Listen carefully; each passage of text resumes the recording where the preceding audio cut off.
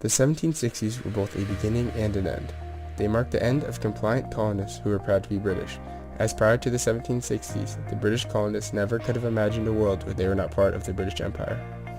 Being British was part of their identity, gave them a sense of purpose, and provided the feeling of being part of something that mattered. Hi, I'm a British colonist. They never could have recognized themselves in the mirror without their British ties.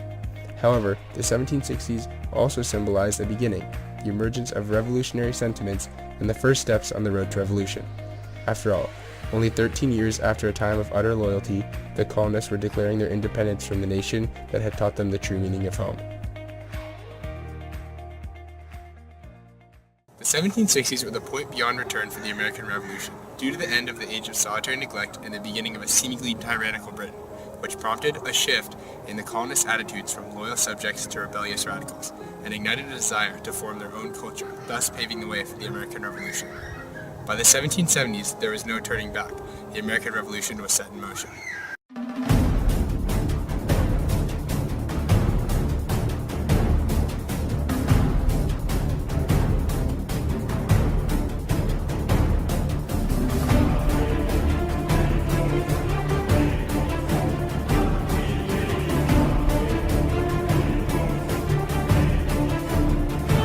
Just so we can be clear, the 7 Years' War and French and Indian War are different.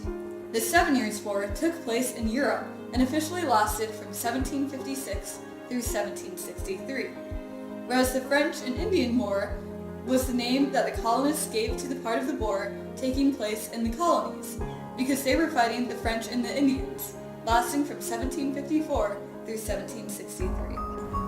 The French and Indian War began in around 1754.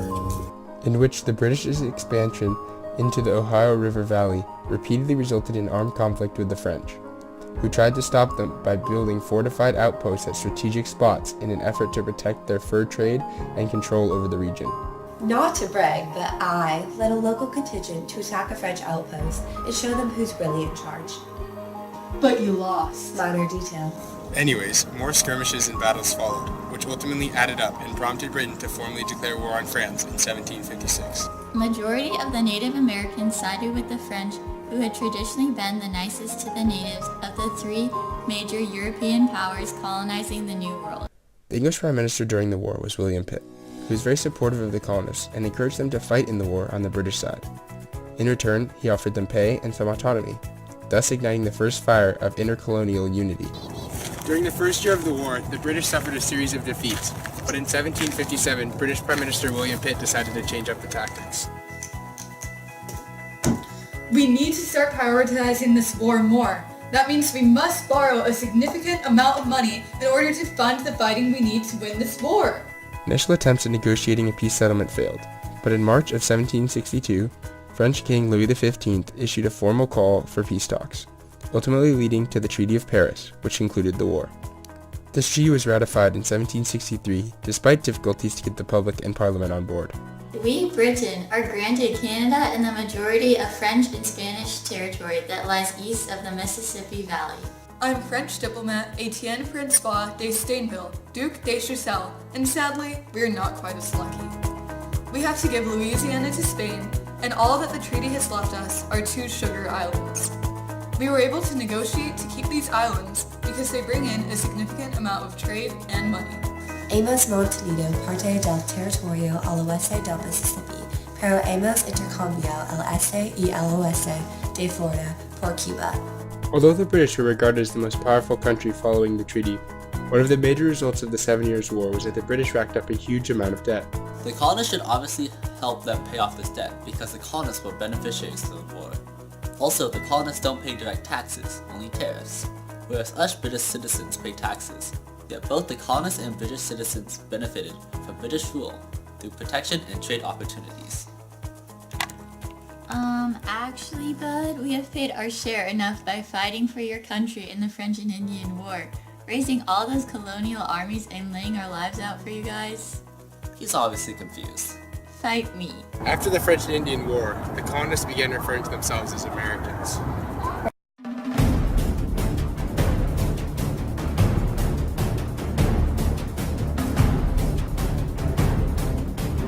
Since the British had racked up such a huge debt from the 7 Years' War, the British raised the prices of goods sold to the natives and stopped paying rent on western forts. As a result, many Native American tribes were not happy, including the Ottawa. We cannot stand by and let them take what is ours. Tribes of the Ohio Valley, join me in an attack on our colonial outposts.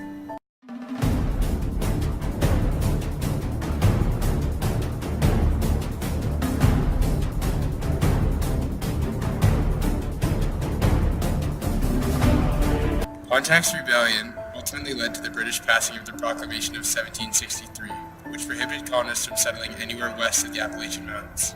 This area was preserved for the American Indian reservations. This was passed enough to neutralize conflict between the white settlers and natives, but it was too late. The colonists had already begun settling west of the designated line. In addition, the British wanted to avoid any expensive wars with the natives, as they were already in major debt from the 7 Years' War. However, the treaty did manage to anger the colonists, who viewed this as the British encroaching on their freedom and rights, which they regarded as tyrannical and unfair. The Proclamation of 1763 marked the end of the Age of Solitary Neglect. Do you wish you could live in the 1760s, experience what it would be like to live under British rule as an American colonist, and witness the revolutionary sentiments building within American colonial society? What? Well, boy, do we have a treat for those of you who said yes. Introducing Tyranny, the 1760s version of Syria, which is rich in tyranny. Tyranny recognizes the same trade restrictions and acts that the British colonists experienced in the New World. Thierry, order me 4 pounds of sugar. We're baking cookies tonight. That will be $200 because of the Sugar Act. What? That much? Just like British Parliament was very respectful of the colonists' desires and requests, Tyranny also listens and will do anything you ask without question. Tyranny, sing me a song. No. Since British Parliament always heard the colonists clearly and addressed their needs regularly, Tyranny also accomplishes this feat. Thierry, what was the score of the last Patriots game? Calling Mom. Come get your very own Tyranny at your local Walmart or Amazon. Shipping is free if you pay $8.99, and if you buy one within the next 62.3 hours, we will throw in a free 5x5 picture of the British flag. So come get your local Tyranny today for only 23.78 cents, plus an additional $300 tax. Warning, Tyranny can cause headaches, stomach explosions, creamy skin texture, non-stop blinking, murderous impulses, seizures, death, and catastrophic shivering at random times. If any of these symptoms occur, send a representative to Britain and you get nothing changed.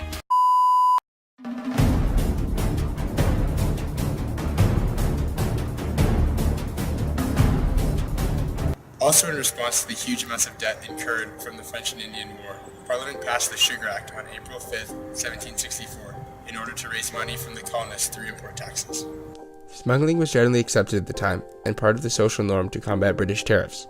So in an effort to reduce smuggling, the Sugar Act effectively lowered the import tax on foreign molasses. This was the first act that Parliament strictly enforced.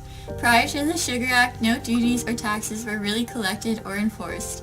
However, violators of the Sugar Act were arrested and tried in Vice Admiralty courts.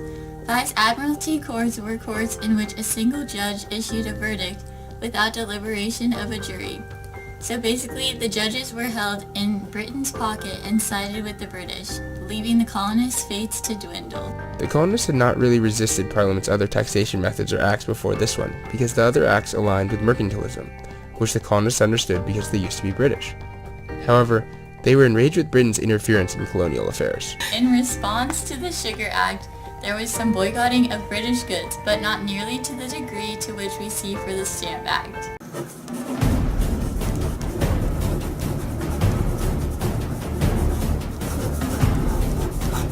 Prior to the Currency Act of 1764, the colonies suffered a constant shortage of currency for trading, as there were not really any gold or silver mines at their disposal, and currency could only be obtained through trading as regulated by Great Britain. The colonists felt that the only option was to print their own paper money in the form of bills of credit. However, Parliament passed the Currency Act in 1764, which banned the colonies from printing any new bills or colonial paper money, and ordered the reissue of existing currency, thus restricting trade and leading to further resentment. not only because this act threatened to disable the colonial economy and resulted in a trade deficit with Great Britain, but because it represented further incursion of British control into American freedom and affairs. The Currency Act also affected the system of paying off debts. What do you mean you can't accept this? According to the new Currency Act, it is illegal to pay public and private debts with colonial paper money, so you have to use Parliament's hard currency system, which is based on the pound sterling instead. The Currency Act also established what was essentially a superior form of Vice Admiralty courts, in which those suspected of smuggling or other violations of the customs law would receive a hearing in favor of British rather than colonial interests.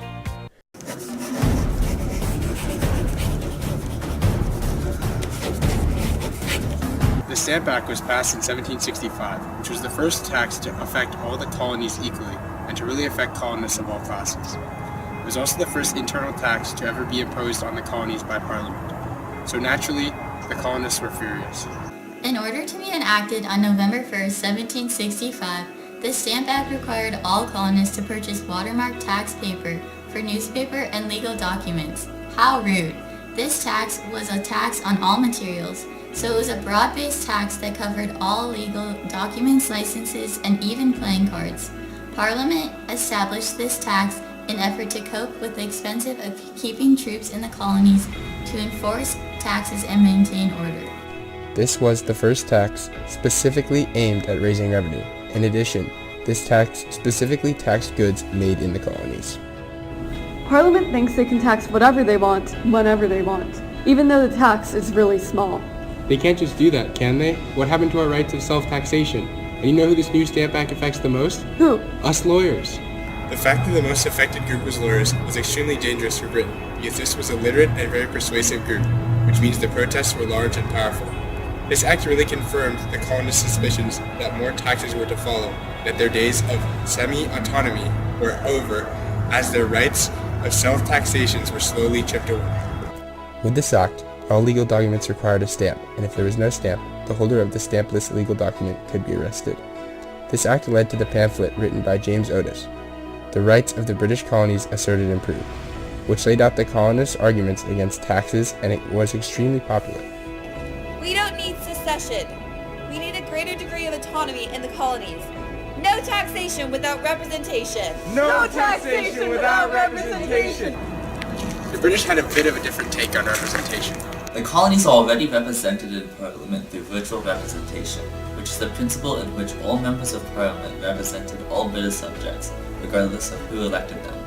So all this no taxation without representation stuff is absolutely bollocks. In Virginia, Patrick Henry, a new member of the House of Burgesses, drafted the Stamp Act Resolves in May of 1765, which protested the tax and stated that only the Colonial Assembly had the right to tax the colonists.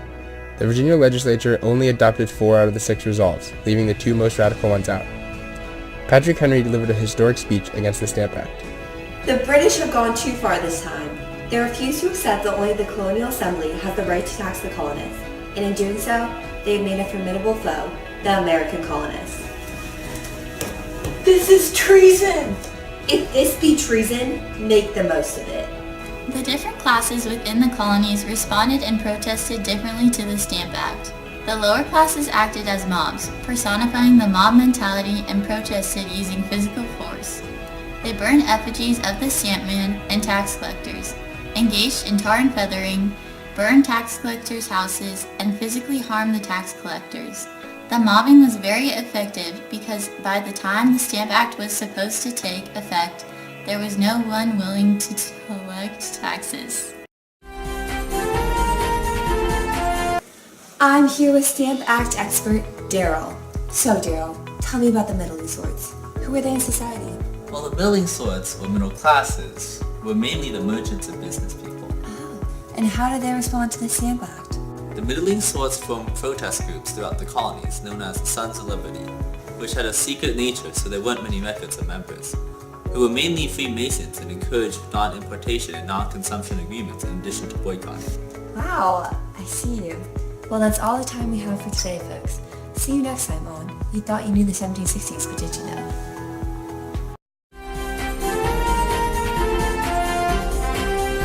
The elites responded to the Stamp Act by forming the Stamp Act Congress in an effort to protest the act. The Stamp Act Congress is also where the Virginia Stamp Act resolves came about. This is one of the first successful instances of the colonies coming together and working in unison towards a common goal.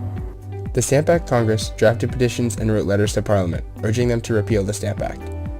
As part of the Stamp Act Congress in October of 1765, representatives from 9 of the 13 colonies attended and declared, The Stamp Act is unconstitutional because it is a tax levied without the colonists' consent. All agreements say aye. Aye. The majority of the delegates believed Britain did not have the right to determine colonial taxes and were also against the Vice Admiralty Courts. The Stamp Act Congress also approved John Dickinson's 17-point Declaration of Rights and Grievances. Ultimately, the elite's form of protest was not nearly as effective in comparison to the middling sorts and mobbing lower class. However, nonetheless, in 1766, the Stamp Act was repealed. This was bad for the British because it taught the colonists that they could get whatever they wanted through enough protesting and complaining. Britain also decided to enact a change in government, using Prime Minister Grenville as a scapegoat for the Stamp Act and replacing him with Lord Rockingham, who was also against the Stamp Act. However, Lord Rockingham linked the repeal of the Stamp Act to a passage in the Declaratory Act, which was passed immediately following the repeal. I'm Gordon Ramsay, and this is Colonial Hell's Kitchen. The theme of today's competition will be the 1760s, which is obviously the best theme because I chose it. We have 3 chefs competing today, who are ready to bring the heat. Hi, I'm Lily, and I'm really excited to be competing against all these amazing chefs. Today, I brought my cow spoon. That was my great-grandmother's, and I'd really like to thank my family. Okay, time's up. Oh, I just think, can I have one No, more? You're Okay. next. I'm Patricia, and I came here to dominate. If I have to obliterate others, I will. Aprons are for the weak. I'm Herbert. I'm here for the free food, so Today, the 3 of you will be competing to make the best scones for a British tea party, but with one twist. You can't use anything taxed in the 1760s, which means no sugar because of the Sugar Act. The winner will get to be the head chef at a new kitchen in Las Vegas. You will have 42 minutes and 52.7 seconds. Time started 5 minutes ago. Go!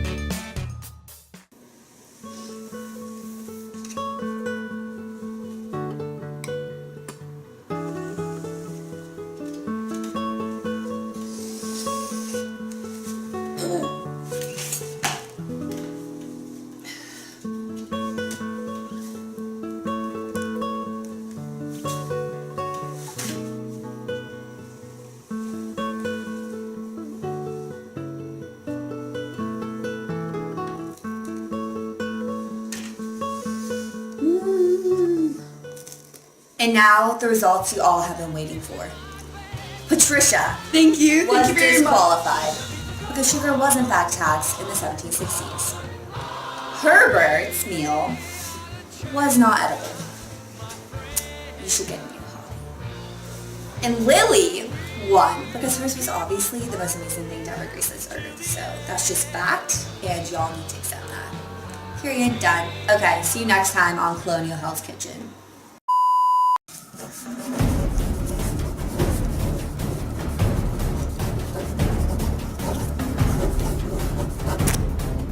On March 18, 1766, with the end of the Stamp Act came the beginning of the Declaratory Act, which declared that the British government had the right to tax and legislate in all cases anywhere in the colonies, thus making British Parliament sovereign over all American colonies.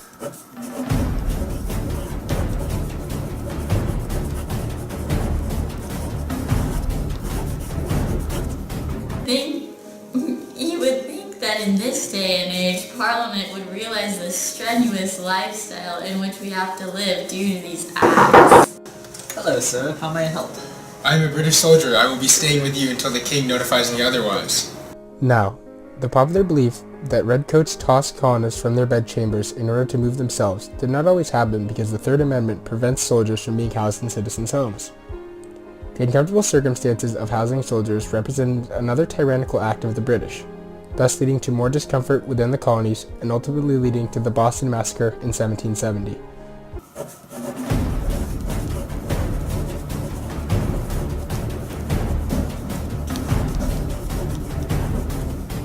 For the second time in history, colonists are levied solely for the purpose of increasing revenue. The Township Acts placed duties on goods coming from Britain into the colonies, such as lead, tea, glass,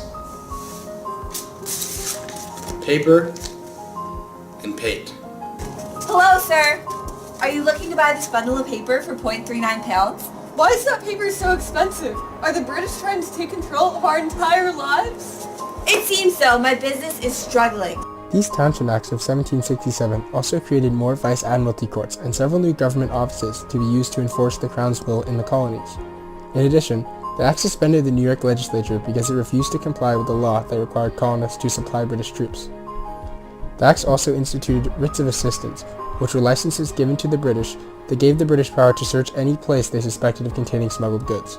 Colonists were extremely unhappy with the Township Acts due to the fact that the British were assuming control over more aspects of their lives, and accused colonists were sent to vice admiralty courts, where they were tried unfairly with only a judge and no jury. Although colonists were able to unite over this issue, especially thanks to one particular set of letters. What is that book about? It is revolutionary. You must read it. It addresses the cruel acts of the British and how these acts are all an attempt to raise British revenue. That sounds enlightening, but I'm not sure I'd be able to comprehend it. No, John Dickinson wrote it from the perspective of a farmer in plain-spoken English, so it's easy to understand and relatable. Although the Township Acts deeply upset the colonists, they led to unification throughout the colonies and sparked goals of revolution. Unity was extremely apparent throughout the colonies once the Massachusetts Circular Letter was written by Samuel Adams in 1768 in response to the Township Acts. Although we wish to buy these goods, we simply cannot. As colonists defy the odds of imperial British thought. One of the most successful modes of resistance was boycotting British goods, because it had a direct, determinable effect on British economy. Knitting, knitting, knitting, knitting our time away, working towards unity, so we can have a say. The women's role was crucial to the colonists' success. They replaced British imports with New England goods so that colonists could still withstand boycotts.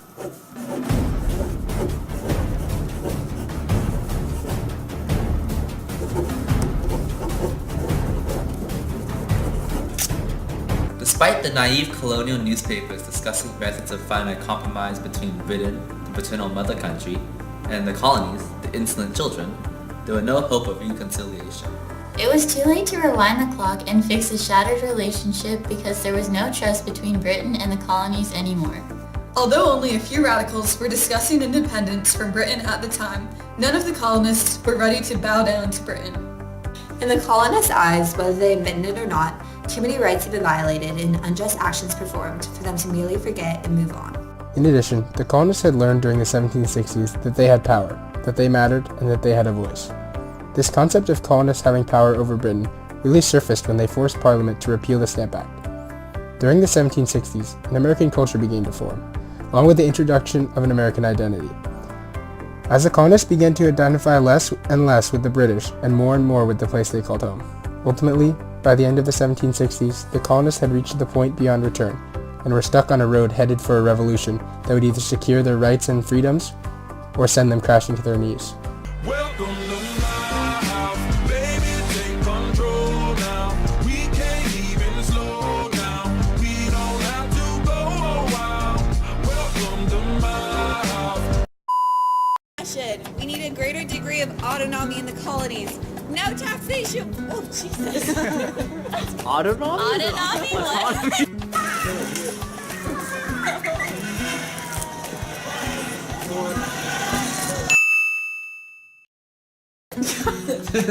You look like a Girl Scout. Pop it, lock it, polka dot it, country filing, hip hop it, hop and slam you side to side, jump to the left, So, it's teapot. Teapot. Because you don't pour out a cup. But it's I'm a little teacup. Little teapot. Because your spout, your cup doesn't have a spout. You're the one doing the pouring. Because you're like spilled to me. No, but when you pour it out, you're pouring it into the mouth, right? No, you're pouring into the... Vincent, you're not giving me your best.